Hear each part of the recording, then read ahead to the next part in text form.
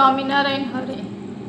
સંવત 1877ના માગસરવદી ચોથને દિવસે શ્રીજી મહર્ષિ ગર્ભમતી દાદા ખાચરના દરબારમાં બિરાજમાન હતા અને સર્વ શ્વેત વસ્ત્ર ધારણ કર્યા હતા અને પોતાના મુખારવિંદની આગળ સાધુ તથા દેશ દેશની હરિભક્તની સભા ભરાઈને બેઠી હતી.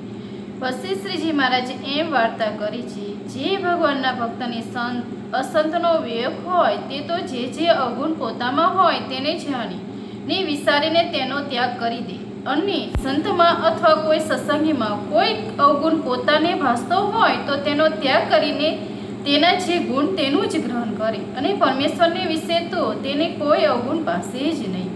અને ભગવાનની સંત જે વચન કહે તેને પરમ સત્ય કરીને માને, પણ તે વચનને વિશે સંશય કરે નહીં. અને સંત કહે છે, તું દેહ, ઇન્દ્રિયો, મન, પ્રાણીથી જુદો છું ને સત્ય છું ને એનો જાણકાર છું ને એ દેહાદિક સર્વે અસત્ય છે એમ વચન કહે તેને સત્ય માનીને તે સર્વથી જુદો આત્મારૂપી વર્તે, પણ મનમાં કાટ ભેરો ભરી જાય નહીં.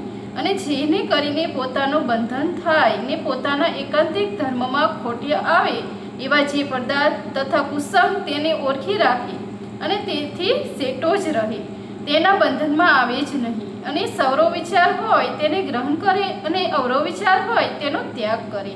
એવી રીતે જે વર્તો હોય ત્યારે જાણીને તેને વિવેક છે. ઇતિ વૈષ્ણવ ગઢડા પ્રથમનું 16મું પૂરું થયું. સહેજાનંદ સ્વામી મહારાજની છે. આમાં કૃપા વાક્ય છે.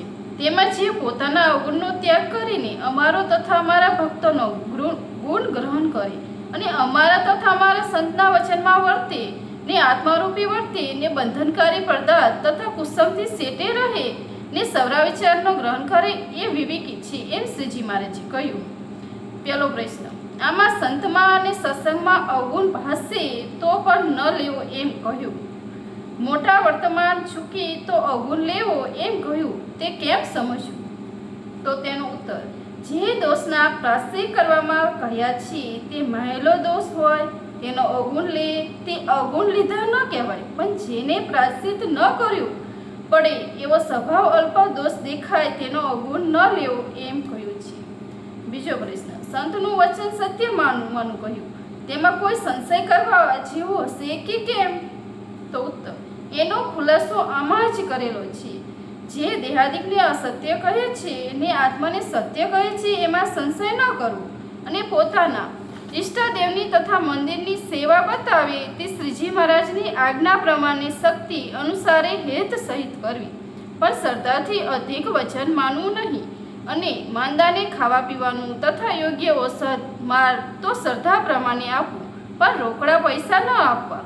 અને વસ્ત્ર ઓઢવાની ઈચ્છા હોય ત્યારે વસ્ત્ર લાવીને આપવું, પણ તે નિમિત્તે રોકડા પૈસા ન આપવા. અને શ્રીજી મહારાજ જે ત્યાગી તથા ગૃહસ્થીને શિક્ષાપત્રી, નિષ્કામ, શુદ્ધ, ધર્મામૃત, જન દીક્ષા, બહુત ધર્મ એ આદિકમાં જે આજ્ઞાઓ કરી છે તેને ઘસારો આવતો હોય એવું વચન કહે તે માનવું નહીં. ત્રીજો પ્રશ્ન, સવરા વિચારને ગ્રહણ કરવો અને અવરા વિચારનો ત્યાગ કરવો એ કહ્યું, તે વિચાર કયો?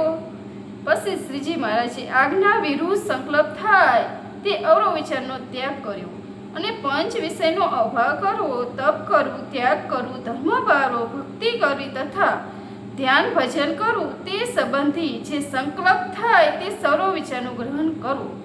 સહેજાનંદ સ્વામી મહારાજની છે. જય સ્વામિનારાયણ. Thank you.